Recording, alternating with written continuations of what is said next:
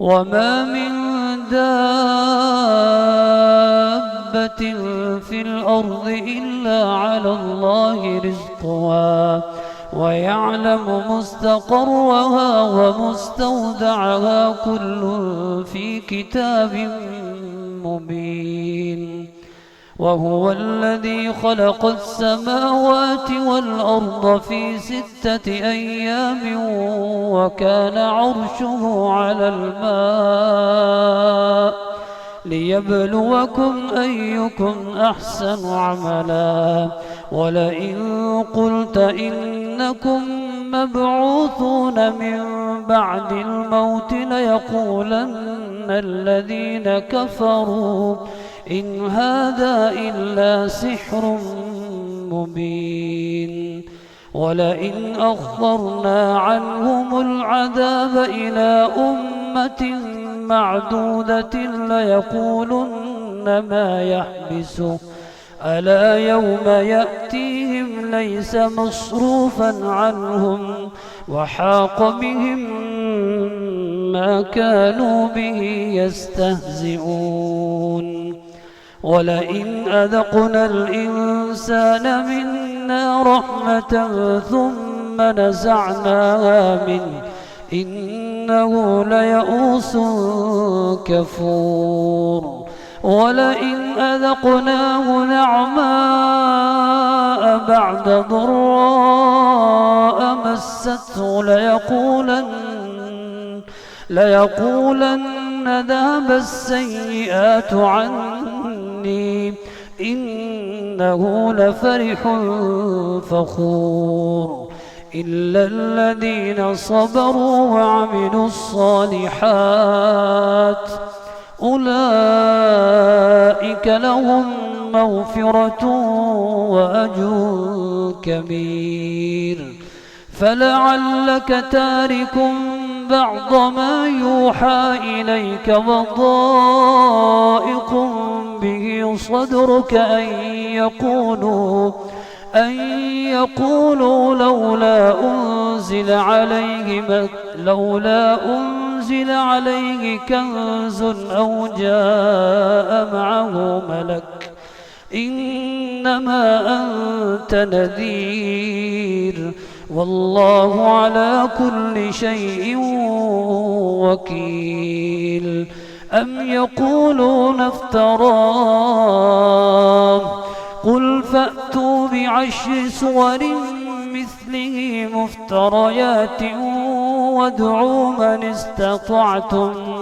وادعوا من استطعتم من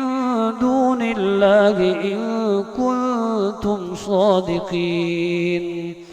فإن لم يستجيبوا لكم فاعلموا أنما أنزل بعلم الله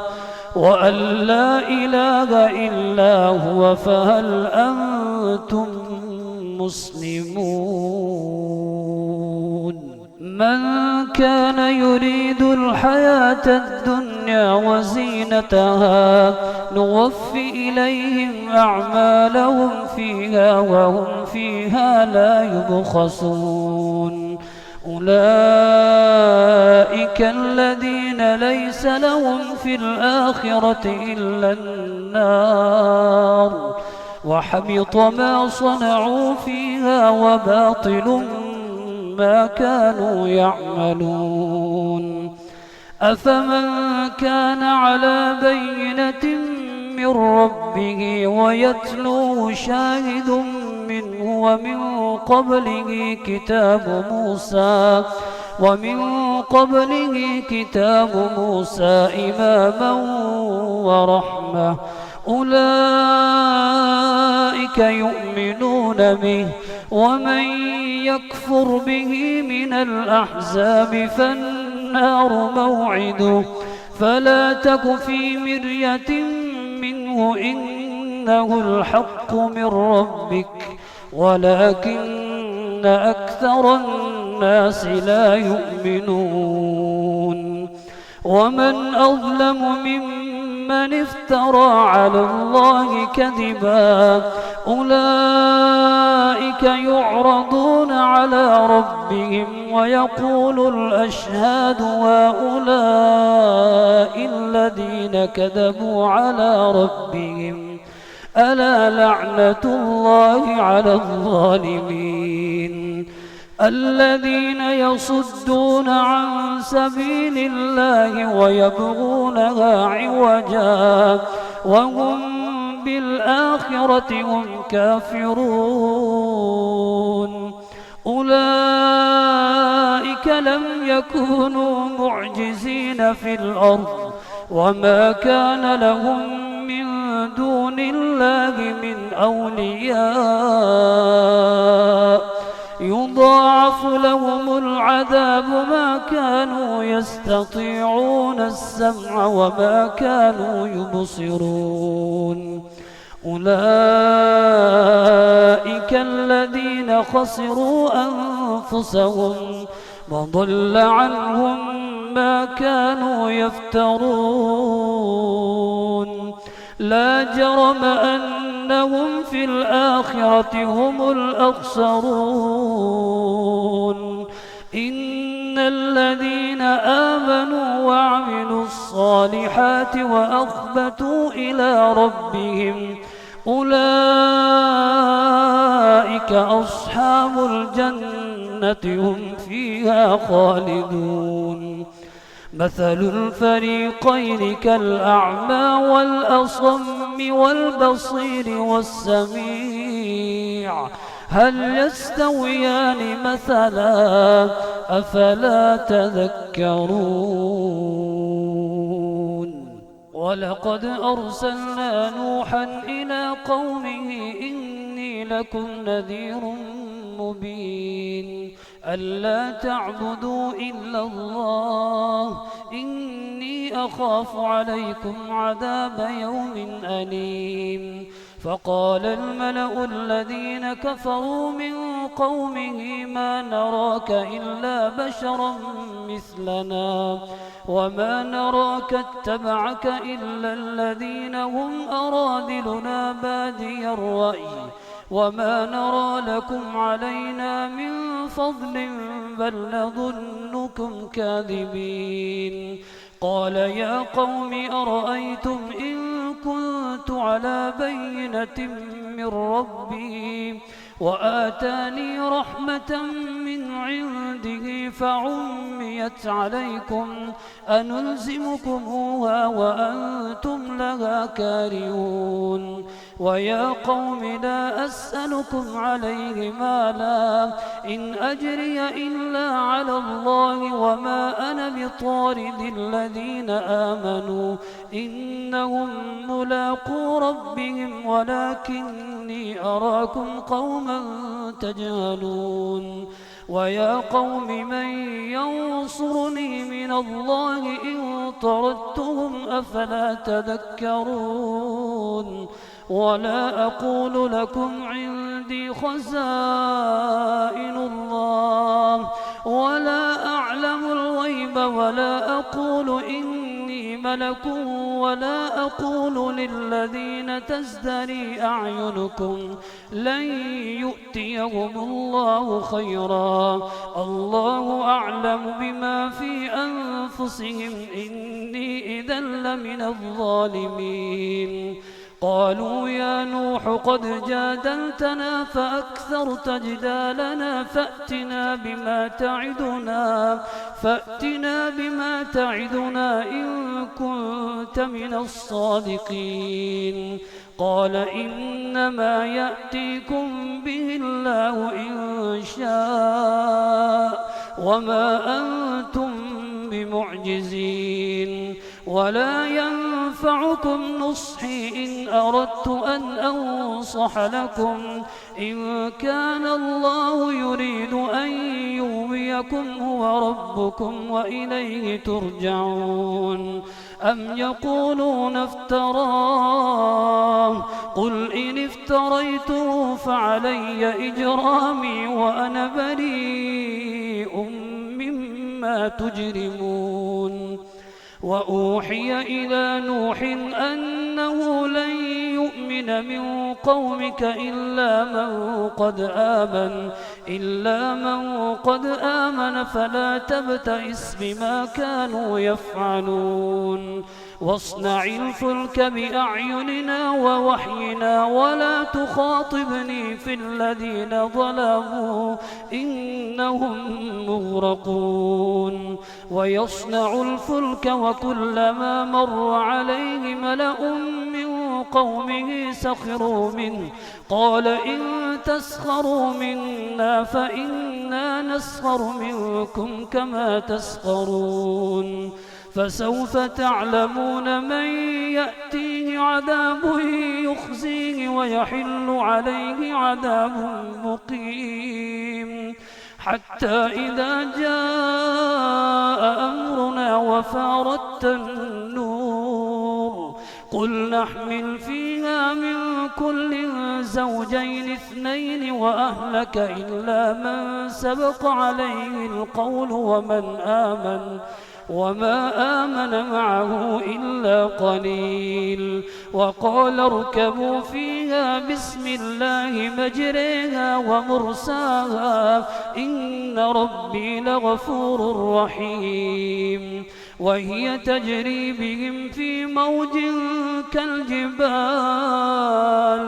ونادى نوح ابنه وكان في معزل يا بني اركب معنا ولا تكن مع الكافرين قال سآوي إلى جبل يعصمني من الماء قال لا عاصم اليوم من أمر الله إلا من رحم وحال بينهما الموج فكان من المغرقين وقيل يا أرض ابلعي ماءك ويا سماء أقلعي وغيض الماء وقضي الأمر واستوت على الجودي وقيل بعدا للقوم الظالمين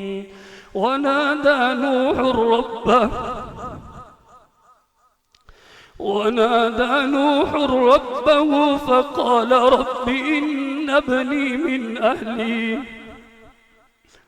وإن وعدك الحق وأنت أحكم الحاكمين قال يا نوح إنه ليس من أهلك إنه عمل غير صالح فلا تسألني ما ليس لك به علم إني أعظك أن تكون من الجاهلين قال رب إني أعوذ بك أن أسألك ما ليس لي به علم وإلا تغفر لي وترحمني أكن من الخاسرين قيل يا نوح اهبط بسلام منا وبركات عليك وعلى ممن معك وأمم سنمتعهم ثم يمسهم منا عذاب أليم تلك من أنباء الغيب نوحيها إليك ما كنت تعلمها أنت ولا قومك من قبل هذا فاصبر إن العاقبة للمتقين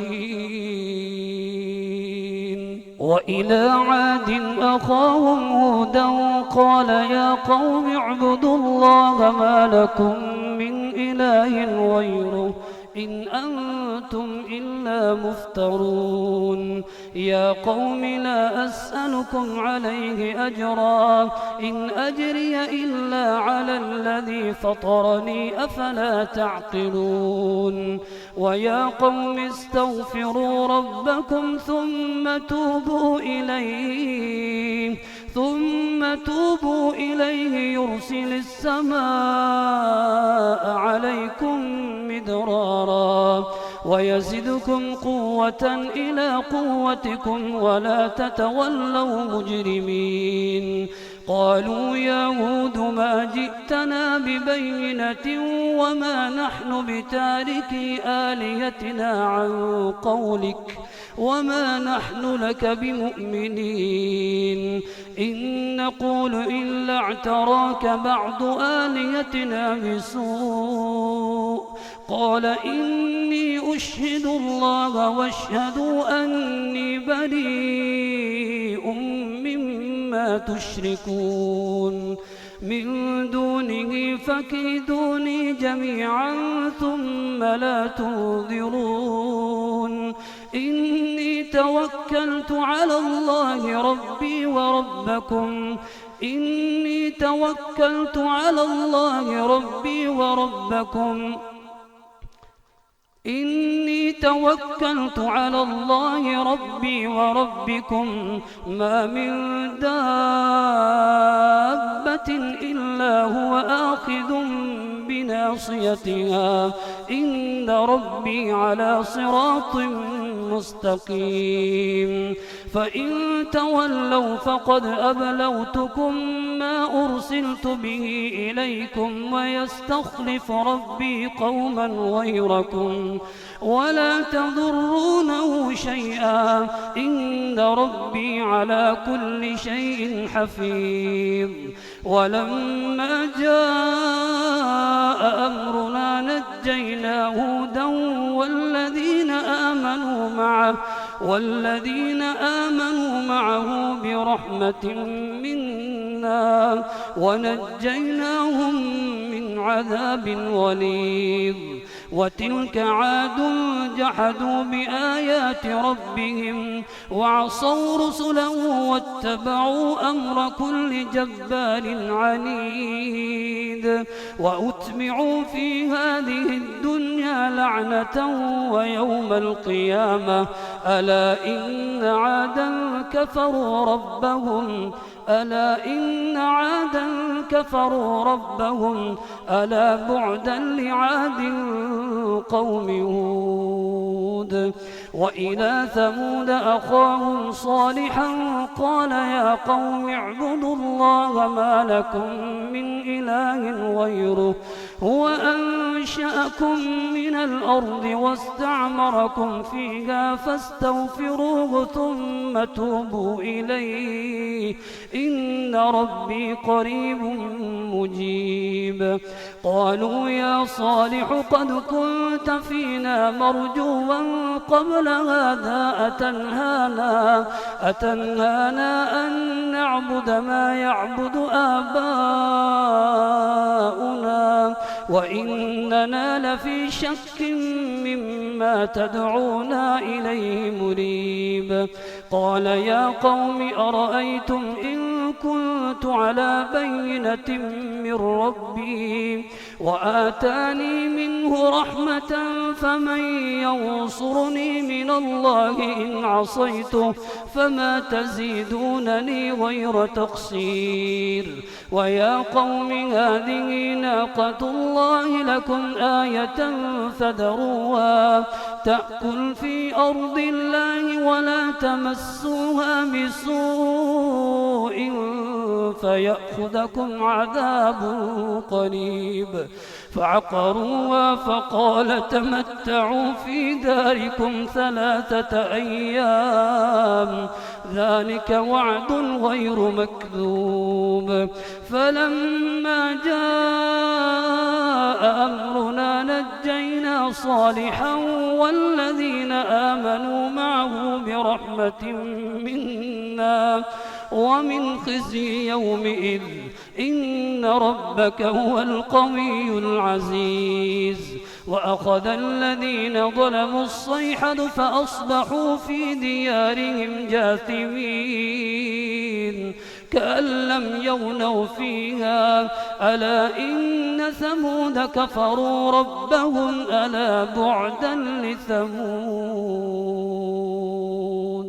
ولقد جاءت رسلنا إبراهيم بالبشرى قالوا سلاما قال سلام فما لبث أن جاء بعجل حنيذ فلما رأى أيديهم لا تصل إليه نكرهم وأوجس منهم خيفة قالوا لا تخف إنا أرسلنا إلى قوم لوط وامرأته قائمة فضحكت فبشرناها بإسحاق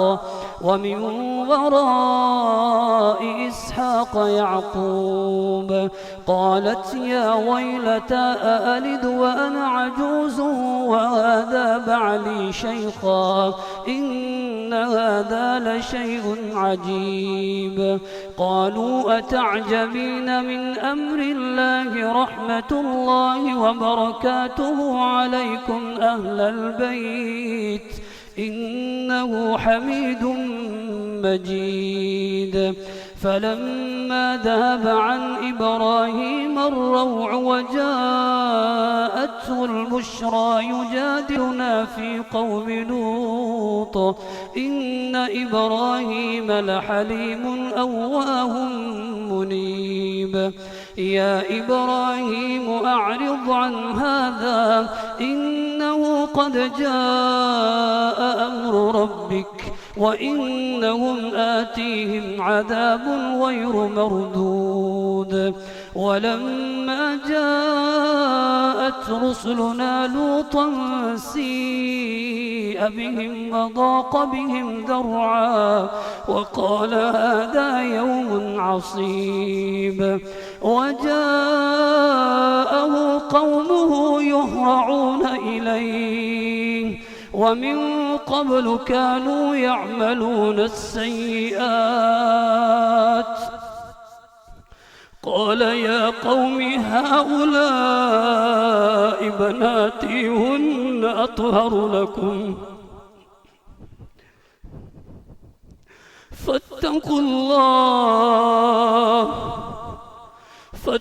الله ولا تخزون في ضيفي أليس منكم رجل رشيد قالوا لقد علمت ما لنا في بناتك من حق وإنك لتعلم ما نريد قال لو أن لي بكم قوة أو آوي إلى ركن شديد قالوا يا لوط إنا رسل ربك لن يصلوا إليك فأسر بأهلك بقطع من الليل ولا يلتفت منكم أحد إلا امرأتك إنه مصيبها ما أصابهم إن موعدهم الصبح أليس الصبح بقريب فلما جاء أمرنا جعلنا عاليها سافلها وأمطرنا عليها حجارة من سجيل منضود مسومة عند ربك وما هي من الظالمين ببعيد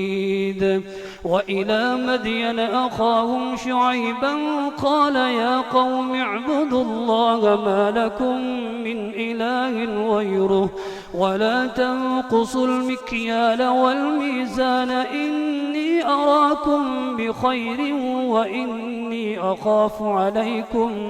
وإني أخاف عليكم عذاب يوم محيط ويا قوم أوفوا المكيال والميزان بالقسط ولا تبخسوا الناس أشياءهم ولا تعثوا في الأرض مفسدين بقية الله خير لكم إن كنتم مؤمنين وما أنا عليكم بحفيظ قالوا يا شعيب أصلاتك تأمرك أن نترك ما يعبد آباؤنا أو أن نفعل في أموالنا ما نشاء إنك لأنت الحليم الرشيد. قال يا قوم أرأيتم إن كنت على بينة من ربي ورزقني منه رزقا حسنا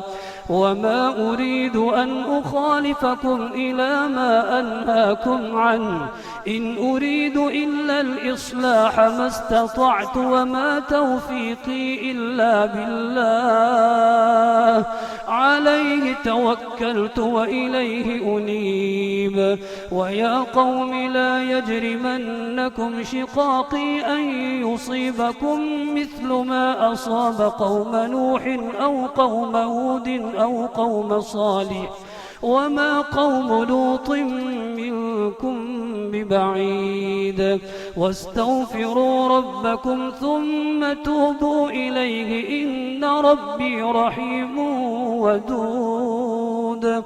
قالوا يا شعيب ما نفقه كثيرا مما تقول وإنا لنراك فينا ضعيفا ولولا رهطك لرجمناك علينا وما أنت علينا بعزيز. قال يا قوم أرهطي أعز عليكم من الله واتخذتموه وراءكم ظهريا إن ربي بما تعملون محيط. ويا قوم اعملوا على مكانتكم إني عامل سوف تعلمون من يأتيه عذاب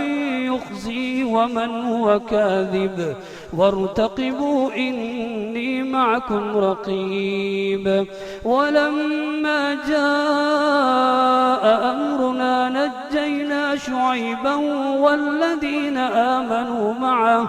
والذين آمنوا معه برحمة منا وأخذت الذين ظلموا الصيحة فأصبحوا في ديارهم جاثمين كأن لم يغنوا فيها ألا بعدا لمدين كما بعدت ثمود.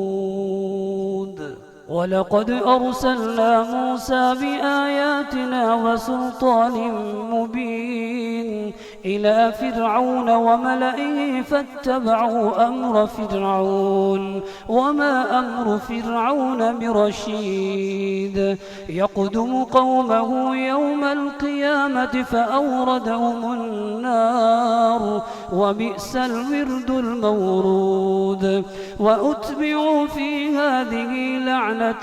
ويوم القيامة بئس الرفد المرفود. ذلك من أنباء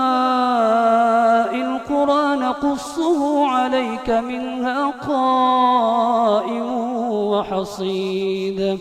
وما ظلمناهم ولكن ظلموا أنفسهم فما أغنت عنهم آليتهم التي يدعون من دون الله من شيء لما جاء أمر ربك وما زادوهم غير تتبيب. وكذلك أخذ ربك إذا أخذ القرى وهي ظالمة إن أخذه أليم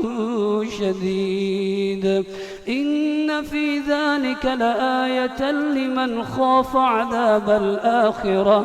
ذلك يوم مجموع له الناس وذلك يوم مشهود. وما نؤخره إلا لأجل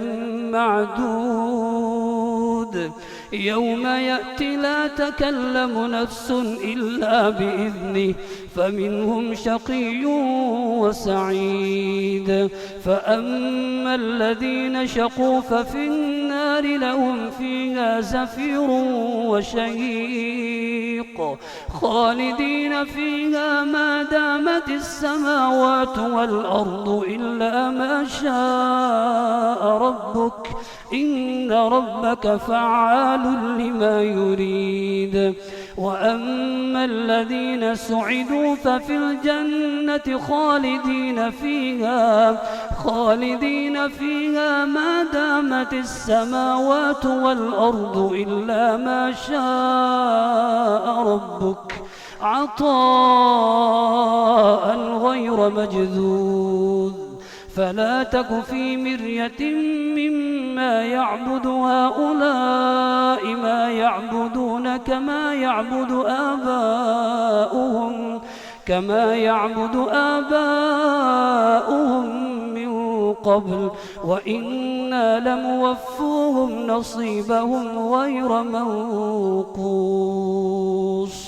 ولقد آتينا موسى الكتاب فاختلف فيه ولولا كلمة سبقت من ربك لقضي بينهم وإنهم لفي شك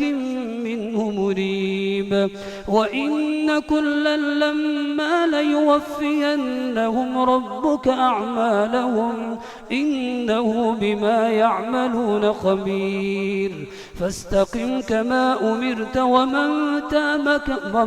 تاب معك ولا تطغوا إنه بما تعملون بصير ولا تركنوا إلى الذين ظلموا فتمسكم النار وما لكم من دون الله من أولياء ثم لا تنصرون وأقم الصلاة طرفي النهار وزلفا من الليل إن الحسنات يذهبن السيئات ذلك ذكرى للذاكرين واصبر فإن الله لا يضيع أجر المحسنين فلولا كان من القرون من قبلكم أولو بقية ينهون عن الفساد في الأرض إلا قليلا ممن أنجينا منهم واتبع الذين ظلموا ما أترفوا فيه وكانوا مجرمين وما كان ربك ليهلك القرى بظلم وأهلها مصلحون ولو شاء ربك لجعل الناس أمة واحدة ولا يزالون مختلفين إلا من رحم ربك ولذلك خلقهم وتمت كلمة ربك لأملأن جهنم من الجنة والناس أجمعين وكلا نقص عليك من أنباء الرسل ما نثبت به فؤادك وجاءك في هذه الحق وموعظة وذكرى للمؤمنين وقل للذين لا يؤمنون اعملوا على مكانتكم إنا عاملون وانتظروا إنا منتظرون ولله غيب السماوات والأرض وإليه يرجع الأمر كله فاعبده وتوكل عليه وما ربك بغافل عما تعملون ألف لام را تلك آيات الكتاب المبين إنا أنزلناه قرآنا عربيا لعلكم تعقلون نحن نقص عليك أحسن القصص بما أوحينا إليك هذا القرآن وإن كنت من قبله لمن الغافلين إذ قال يوسف لأبيه يا أبت إني رأيت 11 كوكبا والشمس والقمر رأيتهم لي ساجدين قال يا بني لا تقصص رؤياك على إخوتك فيكيدوا لك كيدا إن الشيطان للإنسان عدو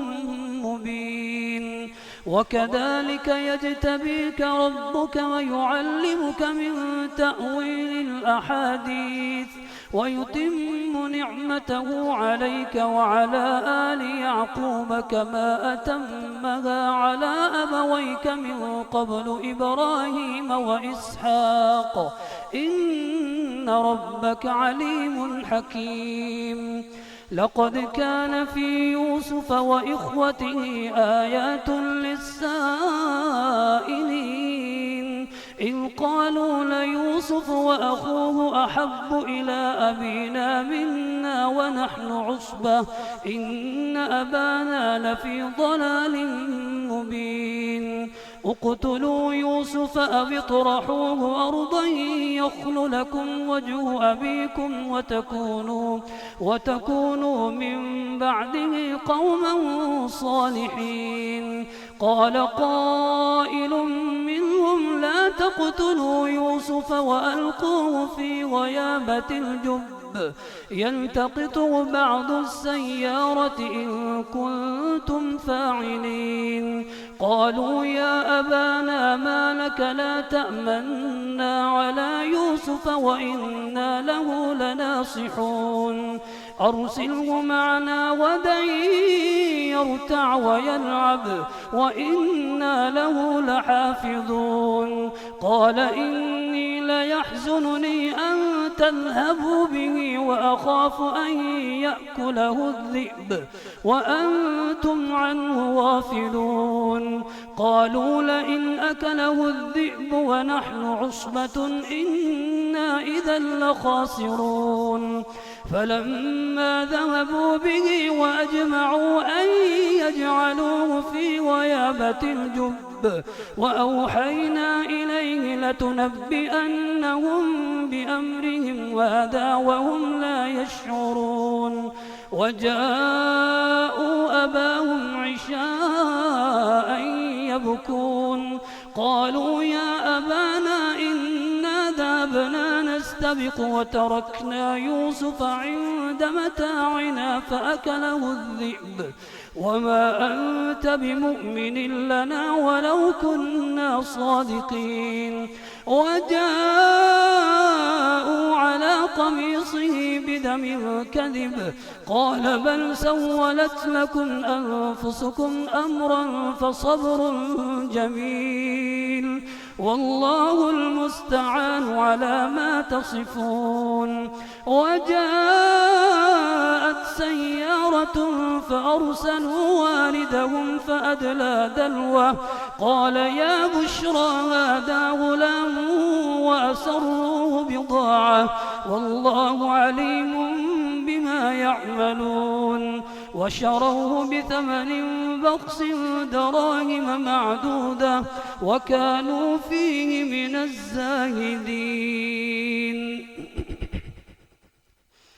وقال الذي اشتراه من مصر لامرأته أكرمي مثواه عسى أن ينفعنا أو نتخذه ولدا وكذلك مكنا ليوسف في الأرض ولنعلمه من تأويل الأحاديث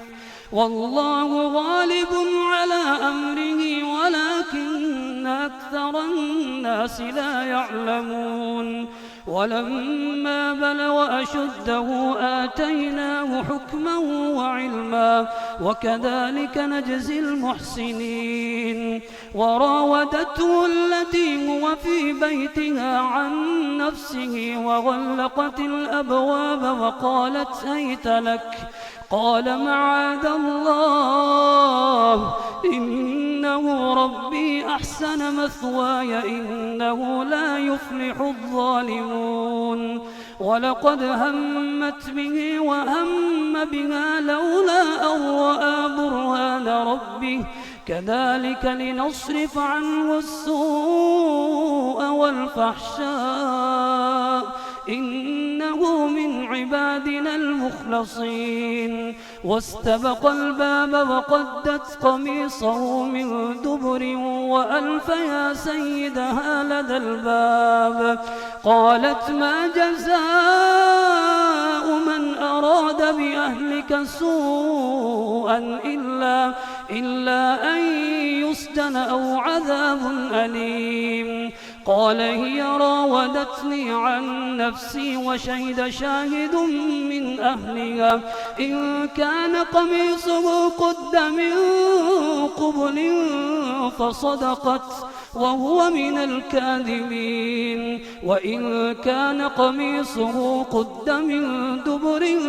فكذبت وهو من الصادقين. فلما رأى قميصه قد من دبر قال إنه من كيدكن إن كيدكن عظيم. يوسف أعرض عن هذا واستغفري لذنبك إنك كنت من الخاطئين. وقال نسوة في المدينة امرأة العزيز تراود فتاها عن نفسه قد شغفها حبا إنا لنراها في ضلال مبين. فلما سمعت بمكرهن أرسلت إليهن وأعتدت لهن متكئا وآتت كل واحدة منهن سكينا وقالت اخرج عليهن. فلما رأينه أكبرنه وقطعن أيديهن وقلن حاش لله ما هذا بشرا إن هذا إلا ملك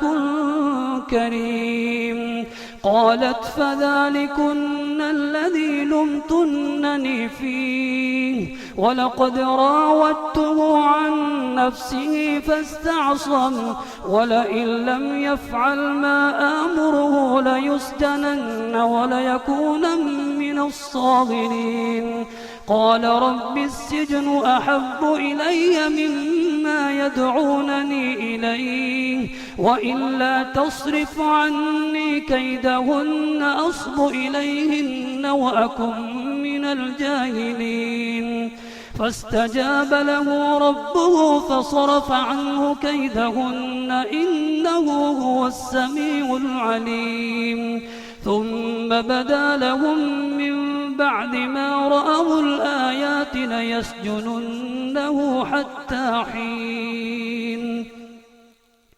ودخل معه السجن فتيان قال أحدهما إني أراني أعصر خمرا وقال الآخر إني أراني أحمل فوق رأسي خبزا تأكل الطير منه نبئنا بتأويله إنا نراك من المحسنين. قال لا يأتيكما طعام ترزقانه إلا نبأتكما بتأويله قبل أن يأتيكما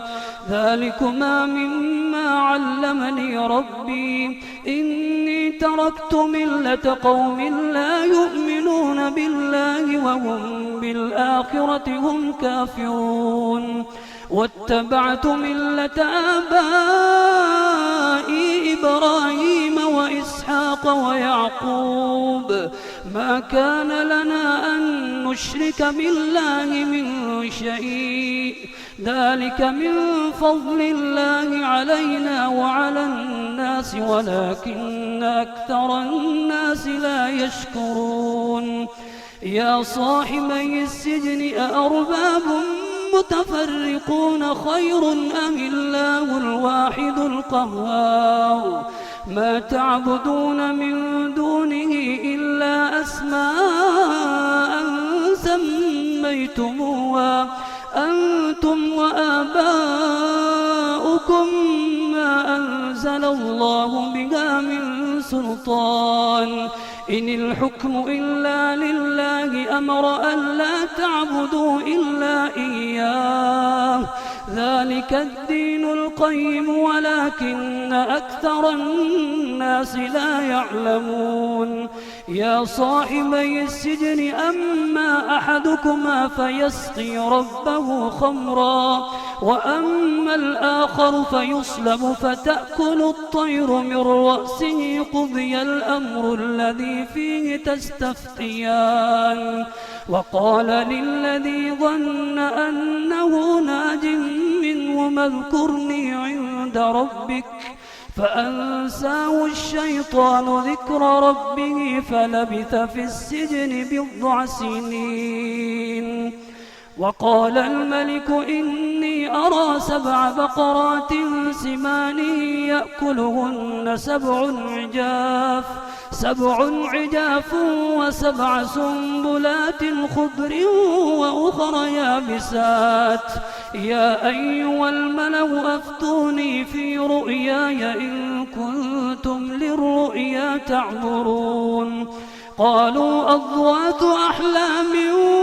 وما نحن بتأويل الأحلام بعالمين وقال الذي نجا منهما وادكر بعد أمة أنا أنبئكم بتأويله فأرسلون يوسف أيها الصديق